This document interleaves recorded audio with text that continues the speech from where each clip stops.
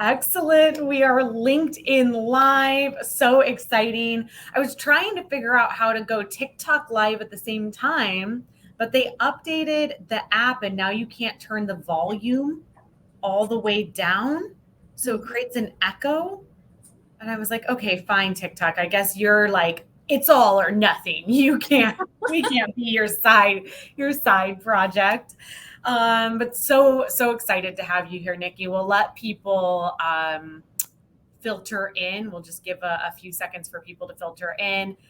Let us know where you are joining from, and let us know where you're at in the book. Have you not even ordered it yet? Which it's okay. This is going to inspire you to order it. Have you ordered it, but you haven't started? You're halfway through. You finished it. So let us know where you're joining us from, and let us know where you are at in the book. Nikki, maybe to kick us off, you can introduce yourself. I hope everybody's knows you already and loves you and your content as much as I do, but just in case. I'm Nikki Ivey. You may have heard of me. No, I do a thing. No, so I am Nikki Ivey. I'm Chief Revenue Officer at a company called Inclusive with two V's, and we help organizations create a space where everybody at every level of the organization can feel comfortable talking about topics that a lot of folks tend to be apprehensive about or shy away from, and we do that through content, right? Through the way the questions are written and the way the conversations are formed, and then a lot of other fun stuff. But contact me later if you want to hear more about that piece. Let's see what else. What else people might want to know about me and kind of where I'm at. I Well, am definitely at the end, I dropped a slide with your okay. LinkedIn to make Perfect. sure that people find you, follow you on LinkedIn. I would love that. I guess I'll just say like why I'm here, right? For this book in particular, as I was getting into, right? So I'm a mother of four. I had my first child when I was 17, and so the story of somebody, getting a lot of no's, people having ideas about them before they even enter a room, and then the struggle to not internalize those ideas.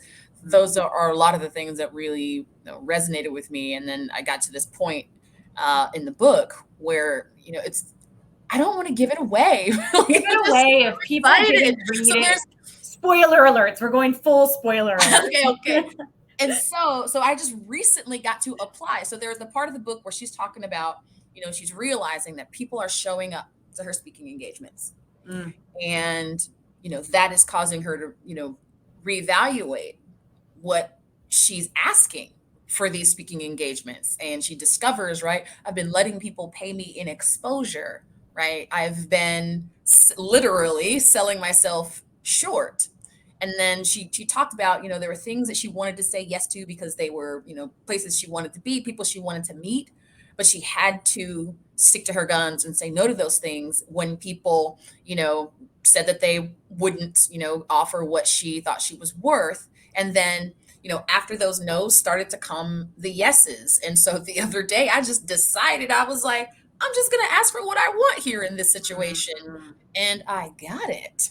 And so I was just like, oh, it's been that, maybe not that easy, but that simple this whole time. And it just sort of, bears out the overall theme of the book, which is like, there really aren't as many, the barriers are real, but the boundaries, right, as they exist inside of your own spirit and your own heart, abating the urge to sort of make those fit into a box that is practical, or, make it something that other folks would call realistic so that, you don't come off as someone who's delusional about the success you can have.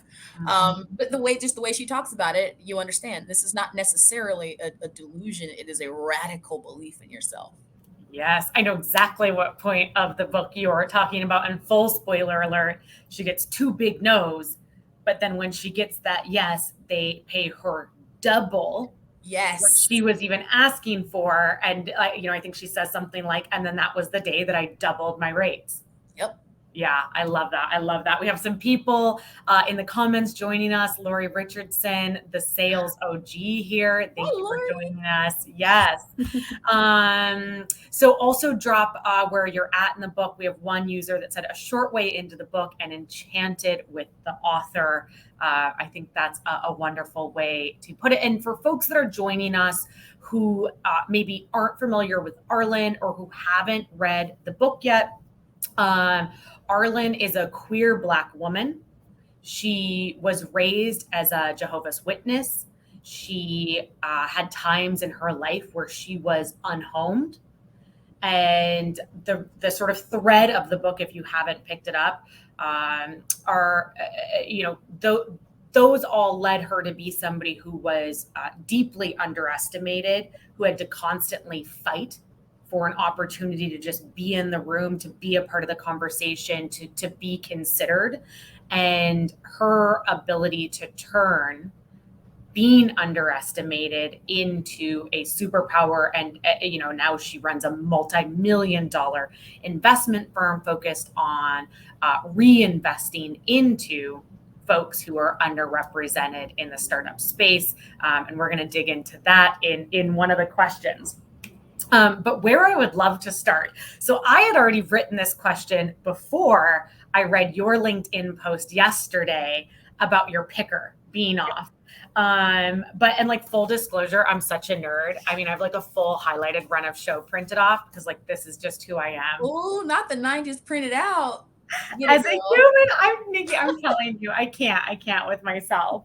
But right in the preface, she has a quote about how she makes decisions. And Arlan says, because my instincts have served me well in the past, and because I'm it's a hell yes or it's a hell no kind of person and making decisions that way. And my immediate reaction was, oh, that's nope, I'm not there. Like it's not me. I really have struggled trusting my instincts. My instincts have sort of led me astray. And then of course, 24 hours before we kick off this business book club discussion with that question, you wrote an amazing post about your picker being off. So share what that post was about and how maybe other folks can fix their picker. Yeah. No, it came out of a real conversation that I had with a mentor of mine, right? This was like one of, the third in a, streak of, times I was in a role for maybe 3 months or 6 months. And there was these things that had been going wrong. And at this certain point of the third one, I was telling this leader, like, oh man, why does this keep happening to me? And he just says, like, your picker's broken. You have been, not evaluating these opportunities in like through the lens of how does this support me? How does this support Mm-hmm. my goals? Now, part of that, and I was actually a little annoyed when he first said it to me because I was like, how privileged for you to think that I actually have a choice every time. Sometimes assistants just need a job. So I didn't, think, right, that I had the right to do that or the time to do that. And it wasn't until that conversation and me, being a little bit annoyed with that mentor, and then, taking a moment, always after the annoyance for me comes the actual reflection. And yeah, I did. I wanted to know what could I have done, right, to keep myself out of those situations. And one of the number one things was, as I mentioned, as it sounds like Arlan's been doing in the book, right, is just this idea of, coming from this place of your own mission. You don't belong to anyone, and there's no one that can make you, just by the things that they say. They can't make those things be true, Mm-hmm. right? And so, yeah, so then I started asking the right questions. I started really digging into some of the stories that people who are in these roles are telling, and then, sort of charging people up in an interview. Like I talked to a few people and they tell me this is going on. What are we doing? And that was such a confidence builder for me because people responded to the sort of boldness of that in a positive way. And I think it's because they had been underestimating me, and just me calling these things out and demonstrating that kind of confidence made them question why they had been underestimating me. And sometimes the answer had to do with their bias, right? A lot of the time, the answer had to do with their bias. And other times, yeah, it just had to do with, they didn't know what to make of someone like me, which again is something that I really identify with when I read about, you know, all of the intersections of identity, right? Or the intersection of the identities that Arlan kind of lives in, and how each of those contribute to bias and contribute to her being underestimated. It's why it's so remarkable that, she comes through all of that and, becomes wildly successful. Mm-hmm. And this book was emotional for me. Like there were a couple of points where I had tears in my eyes. There were a couple of points where I had to like set the book down for a little bit and just kind of sit with with the emotion or with what she had shared.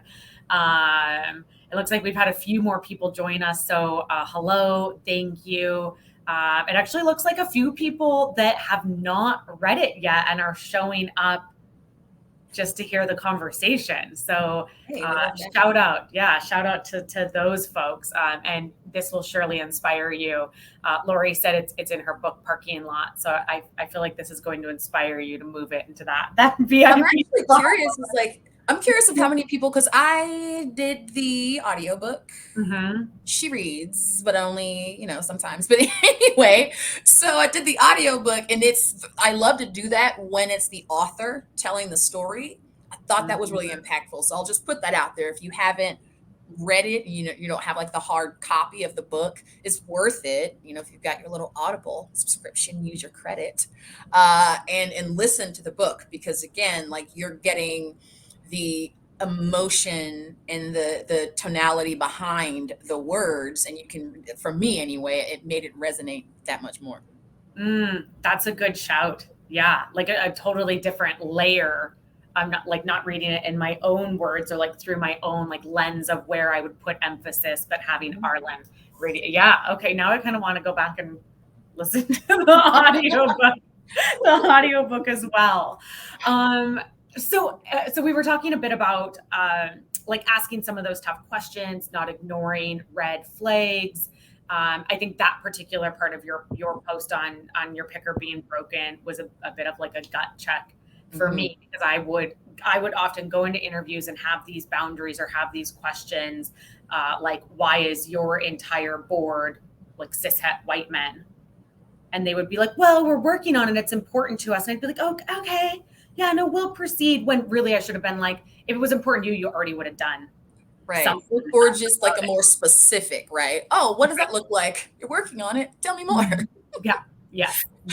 So I loved that piece of it.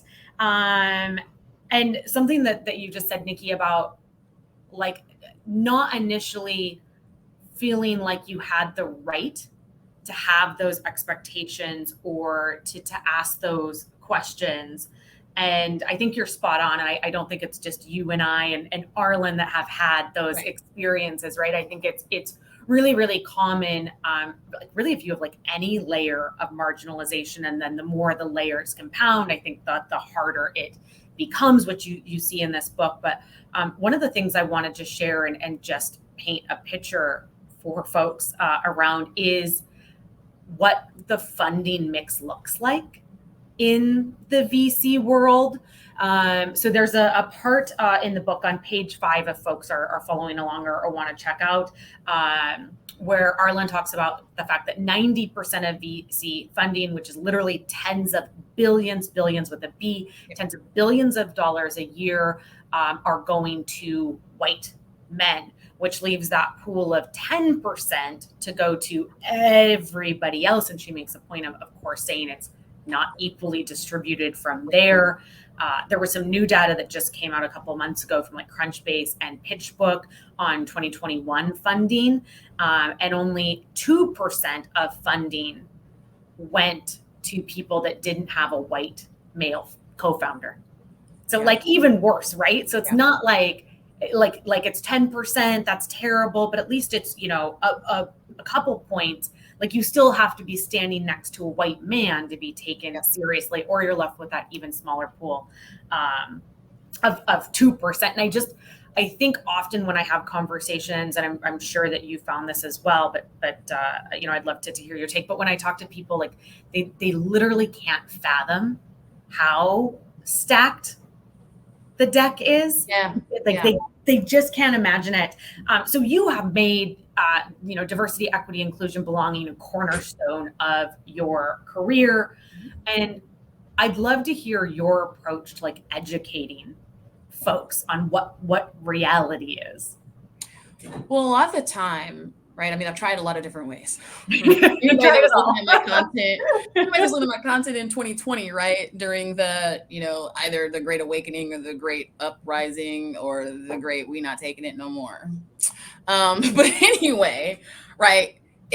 At that point, it was very like pointed, and in a way that I think made it difficult for some people. A lot of people were cheering me on, right? And they're still, they're my people. But there were, folks who just weren't going to respond to that.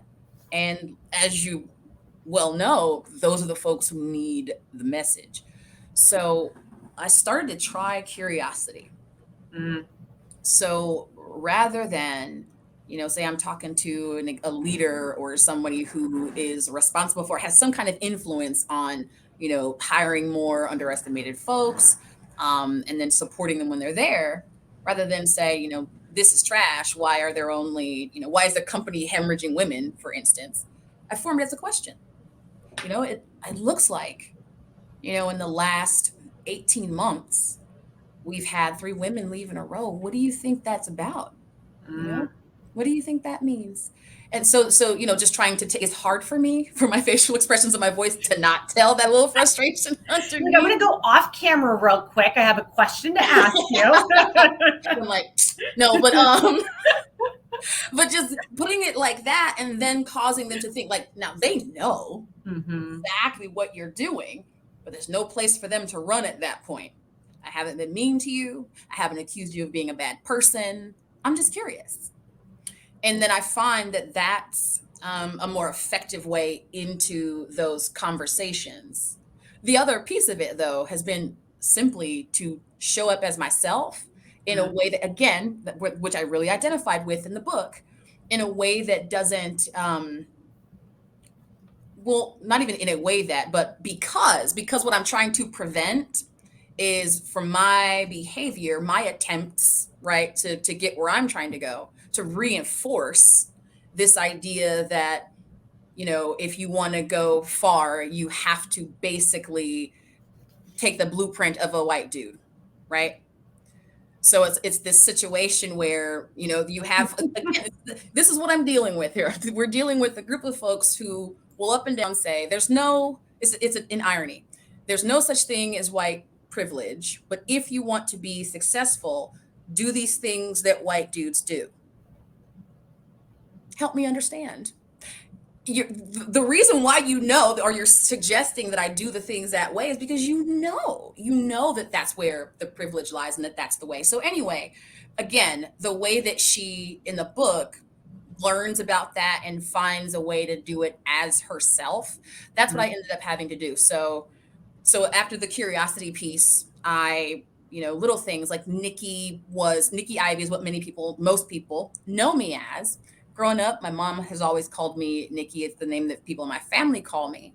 But when people would find out that Nikki is short for Shaniqua, it kind of it started to feel like I was hiding.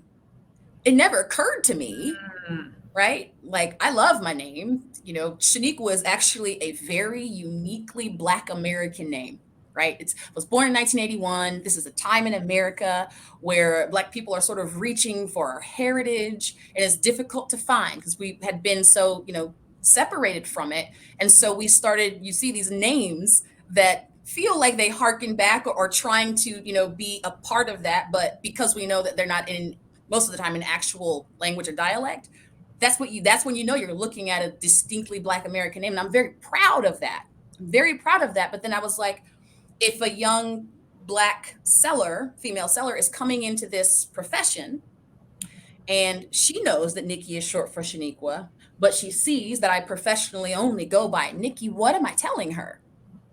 I'm telling her that you must anglicize yourself in Mhm. order to be successful. And I know I don't believe that. So in addition to having the conversations curiously, I started to again look at how I was showing up and be as much myself as possible so that folks would see that and know you don't have to do anything other than who you are in order to get where you go. I love that. I love so much about that. Flexing some of those elite sales skills, leading with the curiosity and the empathy, that tell me more, help me understand. I love it. Um, for anybody that has never like done any reading or listened to any podcast about the taking back of the Black American story through naming, it's powerful. It's fascinating. It was frankly something that I I don't think I'd ever thought about, or I'd never learned about until maybe like 3 or 4 years ago. Mhm. Um, and I love it. So, what did you on your LinkedIn? Did you just have Nikki Ivey, and I did. then you updated it for Yep, there in 2020, right? When I started to hear the talk. And I want to touch on something you said, right? So you're talking about the extreme lack of diversity in, venture capitalism, but what we know is a lot of the folks who are selling B2B tech, which is the space that I run in, these are companies that are VC funded, right? And so then we're seeing that kind of trickle down it's why you see in my LinkedIn bio that I've mostly been the only Black woman on the sales floor in my career. It's because it's not like it just stops at the VC and then all of a sudden it starts to get more and more, diverse or more and more welcoming or supportive an environment. It's perpetuated. The people who are funding the VCs or who are funding the startups are, for better or for worse, or however unconsciously, they're funding themselves. Mhm. And then those people are hiring themselves. And then the people that they have hired are inviting their friends right out of college, the same kinds of colleges, to come and work there. It's fine, no tea, no shade, but that, like, when we ignore that, or when we're so oblivious to the fact that, yes, this, what we're looking at is something that's systemic, that's when we get in these situations where we're spinning our wheels and then I have to go get curious with somebody's boss. Yeah. Yeah, I mean, like talking about sales, sales is still predominantly male. Yep. It's predominantly white. When we get into sales leadership, depending on what study you're citing, about 17 to 19% of B2B sales leaders are women. And when you look at female sales leaders of color, that drops down into the single digits. Yep. So you're so right. It's not like it stops at where the VC funding is going. Like the roots are deep.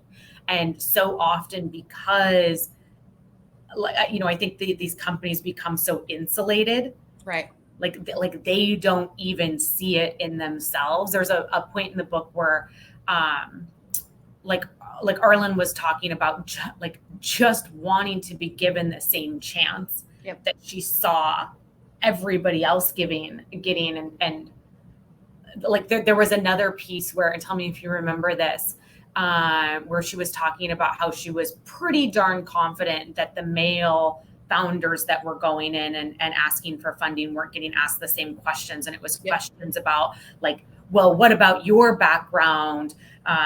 Really questioning her education. Do you think you can handle raising a family and doing business at the same time? And even last year, before I decided to do sales team builder full time, I was interviewing for like VP of sales roles, Mm-hmm. Series A, Series B companies. Almost every single person that I interviewed with was like a cishet white man. And I got questions like, well, why would you be afraid to come on as a 1099? You don't need benefits. You don't even have children. Or I left a job because of like deep, like sexual harassment, like verbal abuse. And then being like, are you sure that's really the reason that you left?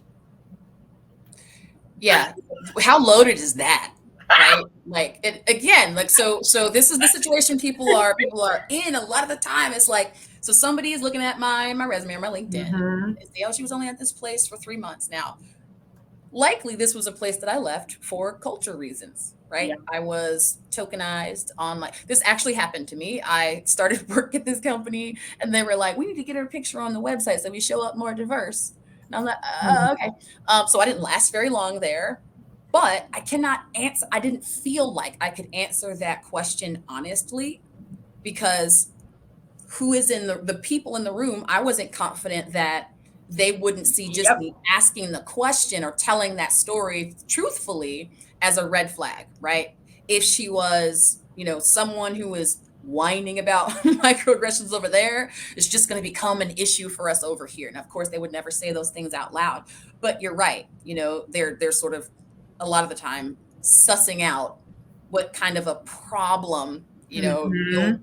is it worth that problem, for you to be hired, and then that level of pressure, right, which I'm sure you have probably experienced as a woman in a not that diverse industry, is because then even when you get the job, that pressure is still there because you're aware of how deeply underestimated you've been, and your choice then is to either see yourself as the exception and then just get all excited about that. I'm doing better than most folks that come from this circumstance, and that means there's something great about me. Or you can decide to reject all of that and focus on, again, what calling out what the actual system is, and then refusing to do business with or work with people who are still perpetuating that. Again, like whether they're doing it consciously or not, is doing harm. And it is every single day I'm having to be really intentional about asking myself, am I reinforcing? But what I was saying about that pressure is, if I'm the only woman here and I miss quota or I fail in one way or another, it'll confirm all the reasons they Yep. underestimated me. And then they won't hire any other women, right? Yep. Or if I talk too much about the things that I'm experiencing that are negative in the culture, right, they won't hire another Black person. So they don't want to hear all of that. They want somebody pressuring them every day about like DE&I stuff. So yeah, for a while, I didn't ask those questions, or I didn't tell the truth when they asked me. And sometimes when I did tell the truth, what was also frustrating, maybe you've experienced this too, is they would say things like, oh, you must have been surrounded by just really ignorant people. Oh, Mhm. I can't believe, meaning I don't believe, I can't believe people would say stuff like that to you out loud. That would never happen here. We take culture very seriously. And I'm like, only, a couple of days into the role, I'm already experiencing those things again. Right. And so it is, I think, a lot more than people think about, but in a way that Arlan really makes clear, that again, there are like hard barriers. There are real things that have to do with identity and your sort of circumstance, that all have to get reconciled, dealt with emotionally, coped with, before you even walk through the door. Yep. Yep. Oof. That like like I can't believe that that still happens. Oh, you can't? Can't you? Do you not speak to people? What? Oh my gosh, I'm with you.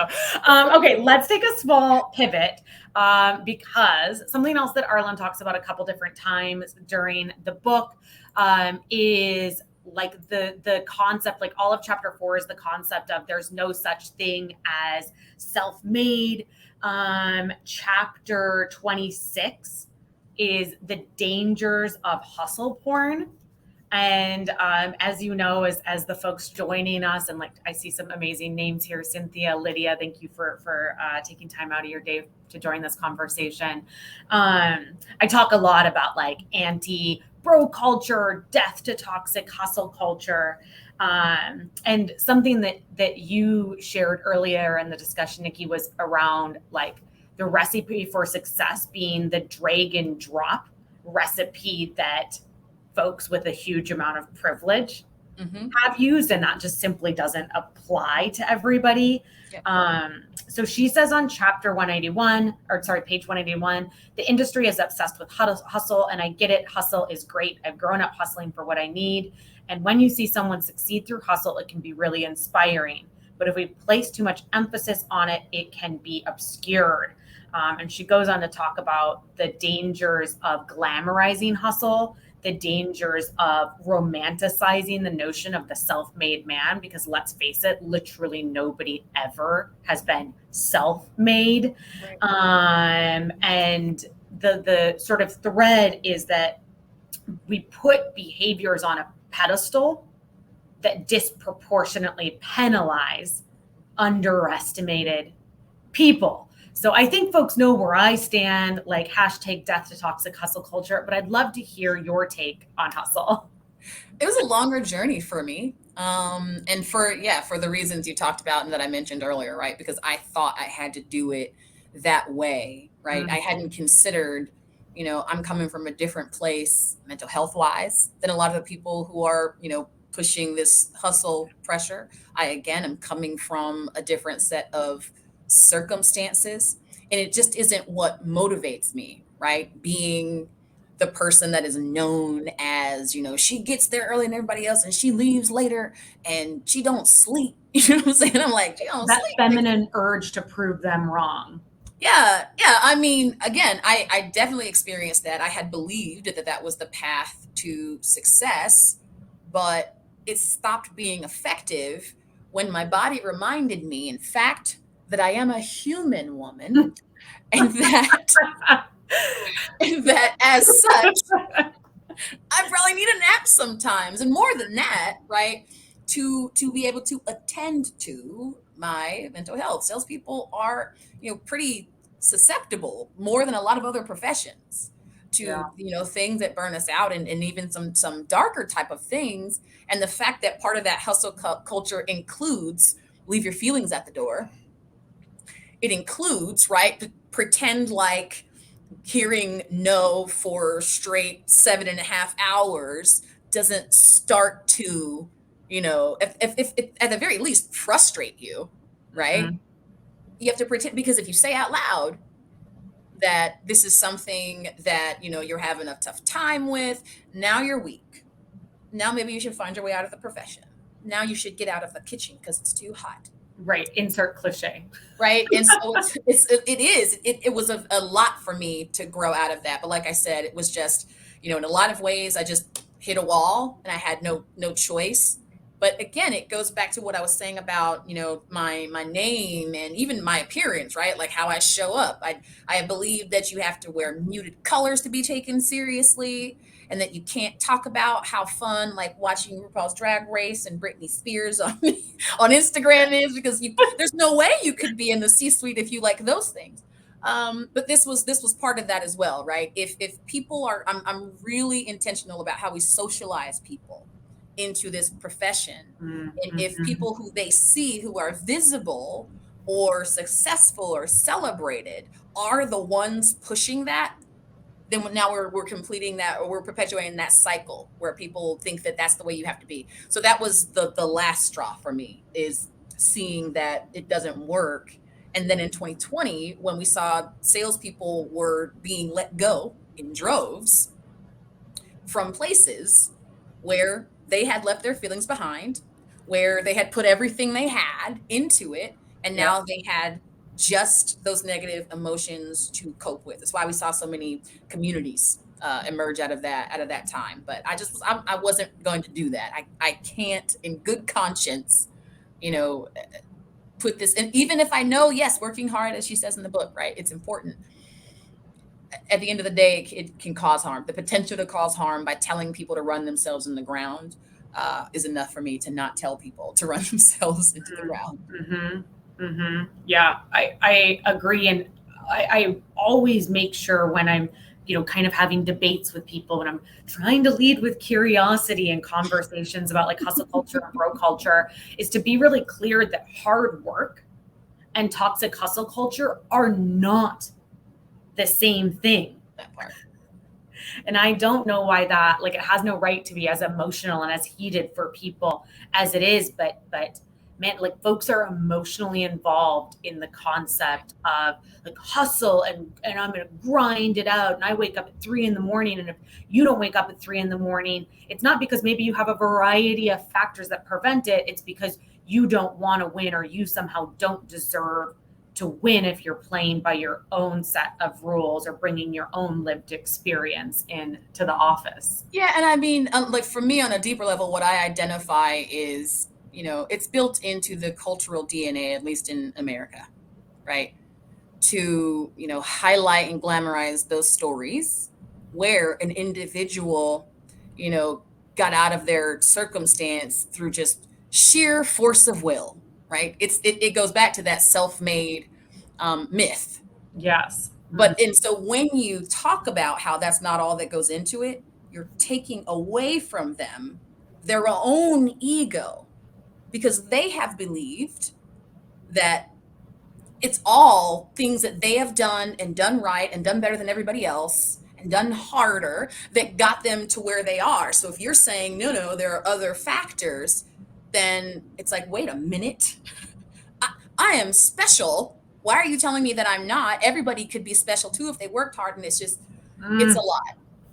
Sometimes there's not enough curiosity in the world, right, to get people to come around when it comes to that. But I find, right, at least being aware of it myself, and then being able to, help other folks advocate for themselves from that lens. Once they know, oh, okay, this is what I'm looking at, this is where that resistance is coming from.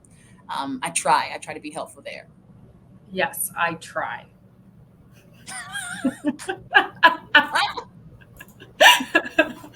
Oh my gosh. Okay. So we are a little more than halfway through. I want to break it up with a little exercise. And I'm pretty sure that I'm going to be absolutely putting you on the spot. And I'm putting everybody that is listening right now on the spot as well, because I would love to see them drop their responses into the chat. But there's a whole piece of the book where like Arlan is obsessed with Janet Jackson. There's some like really like cute, just like really like emotional stories. Yeah. And she talks a lot about representation, and I'd like to hear from you like why representation matters as well, because obviously like I've grown up seeing people that look just like me, sound just like me everywhere. But she specifically talks about when she was on the cover of Fast Company and like what it means to her to see the representation, but specifically what it meant to her to see her own face, the face of a Black queer woman on the cover of a business magazine. And then she goes on to challenge the reader to write their own headline. And so I'd love to hear what your headline would be. I'd love for everybody listening to drop your headline. Like, what is that thing that you want to pick up, whatever it is, in 5 or 10 years and read about yourself? I can kick us off because I had some time to think about it. So I went with, should I read it in like an old, like tiny news person? Let's go Australian accent. Why not? No.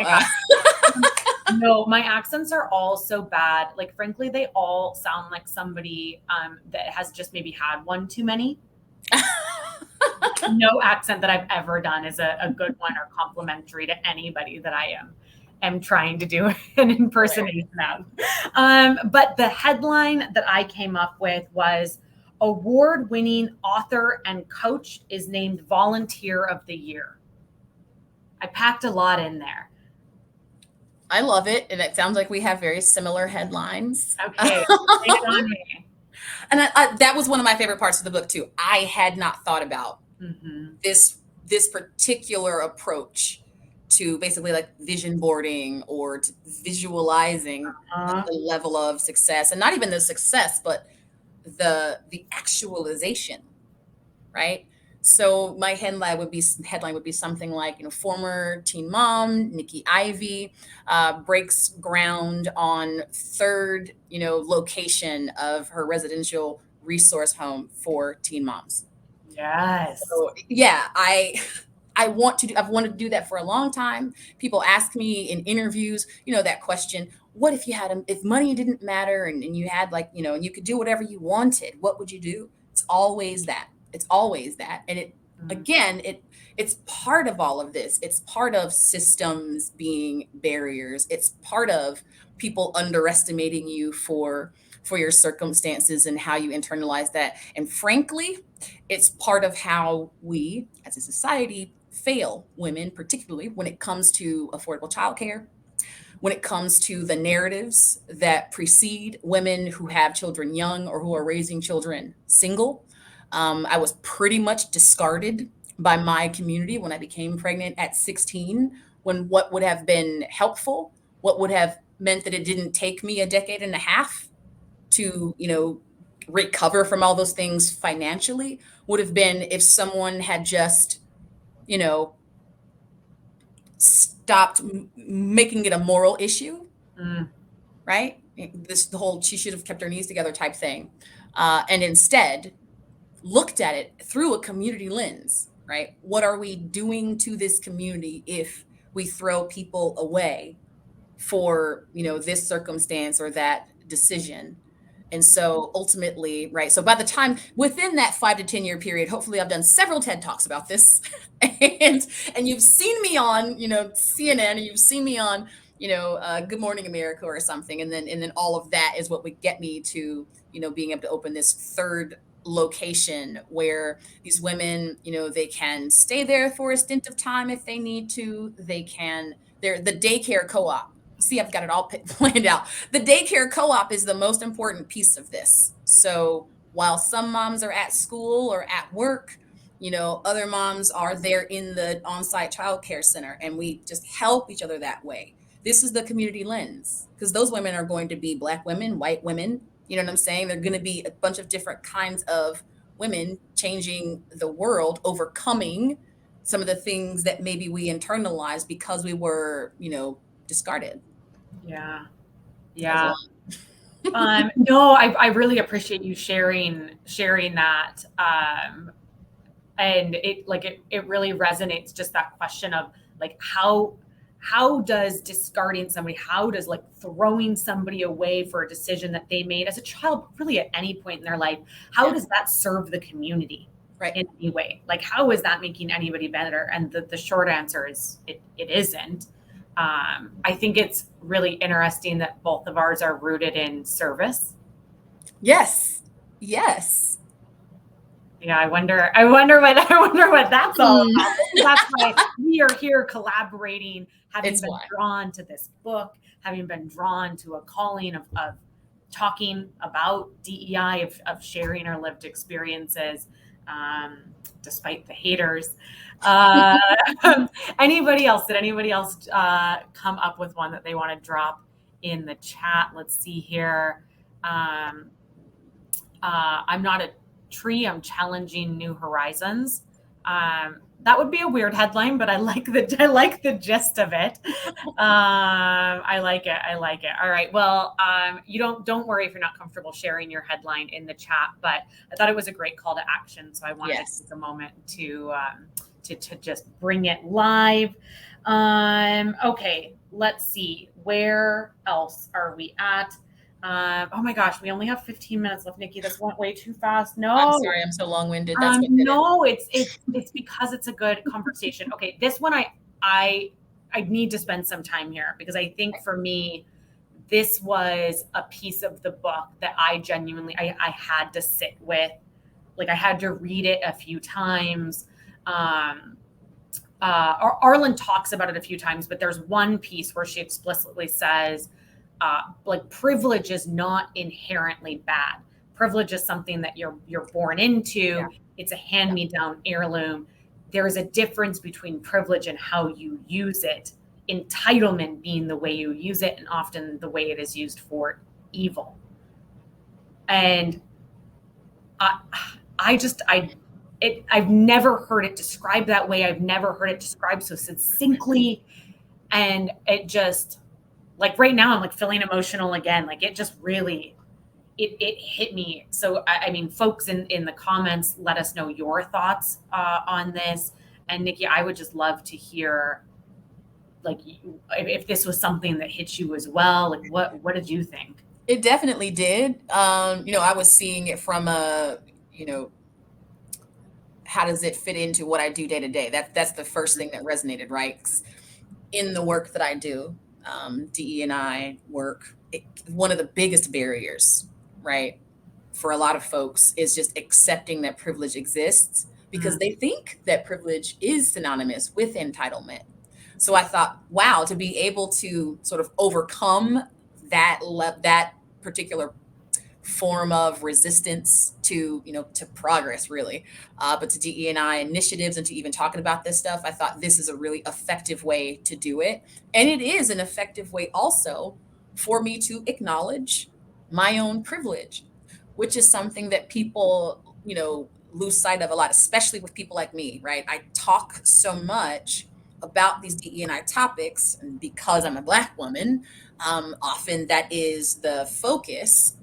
And so then people forget that what I'm also is a straight woman in America, and that comes with a lot of privilege, Mm-hmm. a lot of privilege. And so then when I then have to stop and think, well, how have I managed to understand and acknowledge that that privilege exists and not behave in a way, right, that would suggest that I think I'm entitled to that privilege. It is something you practice over time. Now, some people are just inclined to do so, but it is something that you have to really be intentional about. And I think, again, when I'm so outspoken about these things, it can be perceived that there's some moral superiority, or like I know everything about every kind of privilege. I don't. There are identities or folks, cultures that I don't have any experience with, that I would be just as clumsy as someone might be with me about Black women. Do you know what I mean? And I Mm-hmm. think there's an opportunity in there.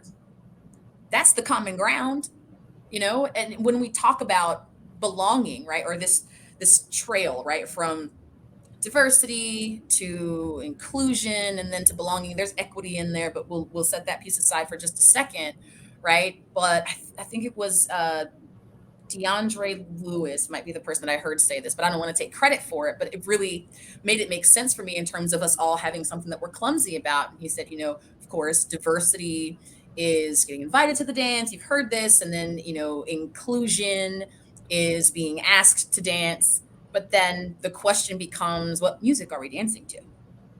Is it even in a language I understand? Do I know the steps? Yep. And if we none of us knows the steps, then belonging a lot of the time looks like us just out there being clumsy together, figuring it out. People are so afraid of that because they think they'll be the only one who doesn't know the steps. And maybe I know all the steps to, the Macarena, for instance, right? But I don't know the steps to the TikTok dances my kids are doing. So at a certain point, we do all have to try and figure out how to put into perspective our own privilege, and then how to find the opportunities, right, to reject it outright, and to again acknowledge how clumsy each of us ends up feeling, depending on our identity and who we're surrounded by. That's a great analogy, and I think a really meaningful call to action. And it can be scary to talk about diversity and privilege and these extremely important topics, because you're going to get it wrong. Yep. Like, you're going to get it wrong. And I feel like if you are the type of person that is publicly talking about these topics, it's probably because you care deeply. So when you get it wrong, it's going to hurt even more. Yep.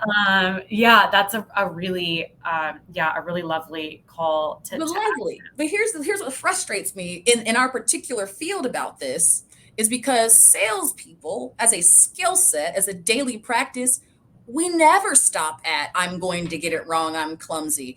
When you start in a new sales role, if you're not willing to sound dumb the first few times that you do Mhm. this pitch or this cold call, and just I'm going to sound stupid stops you, you fail. Yeah. Why we're not drawing that parallel is beyond me, but it really is. It's not as easy, of course, as learning a pitch, but it is that simple. It's as simple as knowing up front, yes, I'm going to mess up, but the more I practice, the better I'll get. And I can't ever get there if I don't take this step where I might mess up. That is where I would like for us to be as an industry, as a society, when it comes to this stuff. Yeah.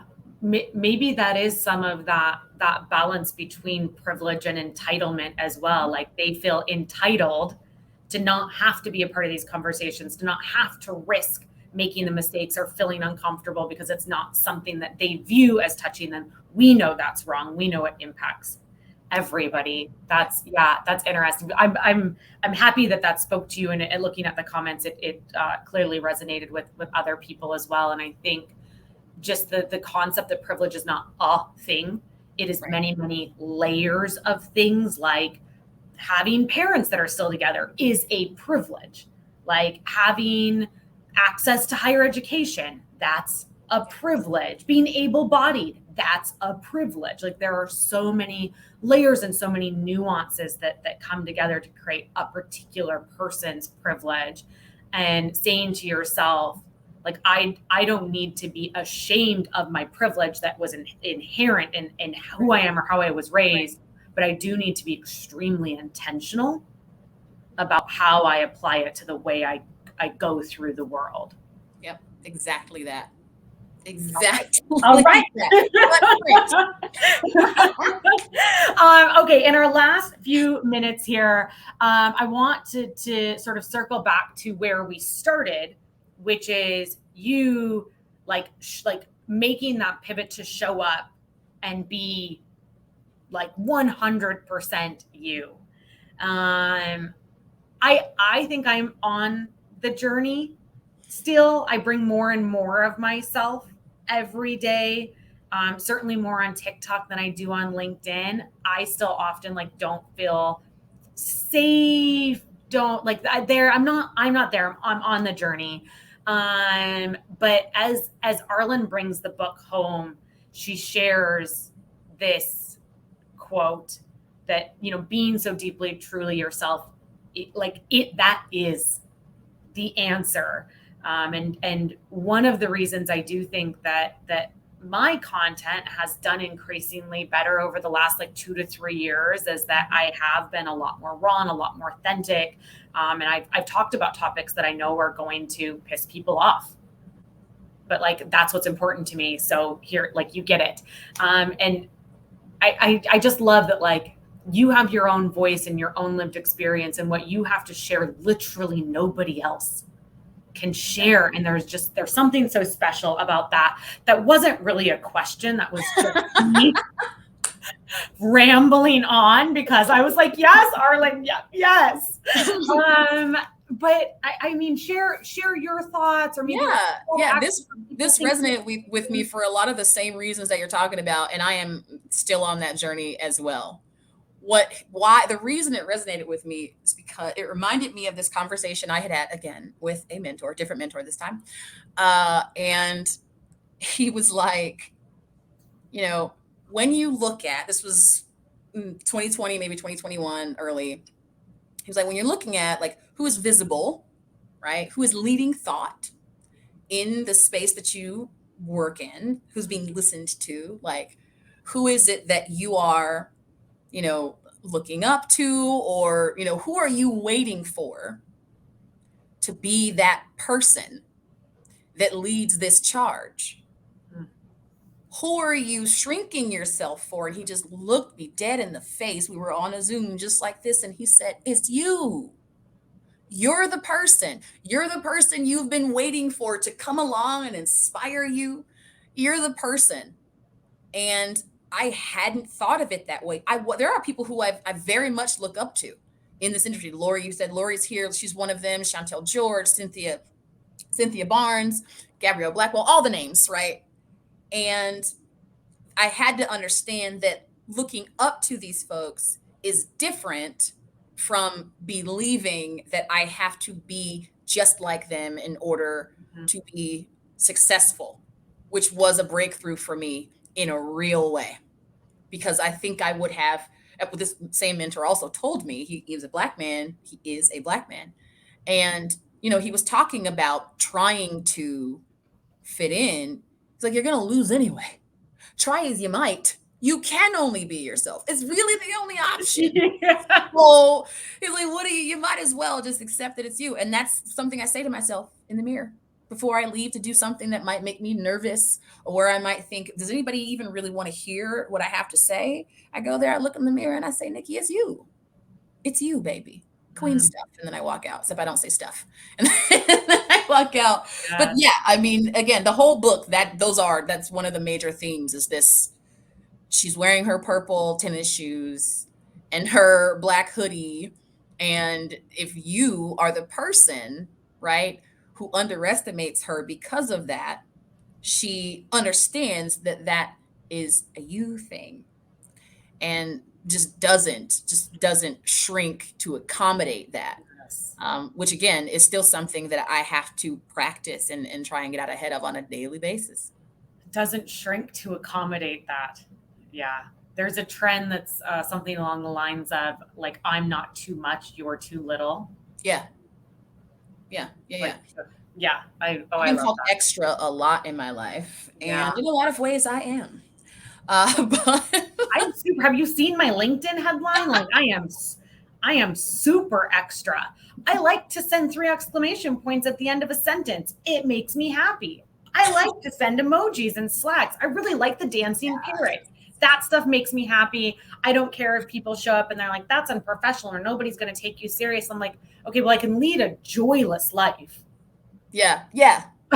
Or I can show up and do the things that are true to me, that bring like that playfulness and that fun and that creativity into life and to work. The last frontier for me, Leslie, is